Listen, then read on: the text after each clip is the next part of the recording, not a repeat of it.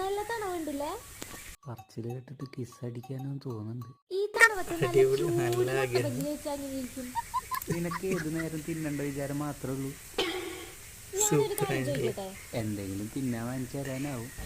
ഞാൻ എന്തെങ്കിലും ഒരു തീറ്റിപ്പണ്ടാറായത്? സത്യം പറയണോ നുണ പറയണോ?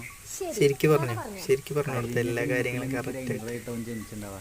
അത് കാരണം ഈ ജന്മത്തിൽ മനുഷ്യനെ ജനിച്ച് അരച്ചോണ്ടിരിക്കുക. സത്യമായിട്ട് എനിക്ക് അറിയില്ല രച്ചു, നീ ഇതുക്ക് മേലെ ഊക്കാൻ വേറെ ഒന്നുമില്ല. ഹിസ്റ്ററി എടുത്ത് നോക്കി അറിയാം നീ എന്തുമാത്രം തിന്നു തീർത്തിട്ടുണ്ടെന്ന്.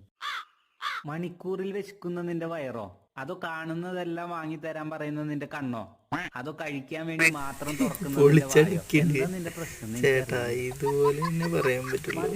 ഇനി അവർ ജീവിതത്തിൽ ഭക്ഷണം കഴിക്കില്ല, ഫുഡ് വേണ്ട.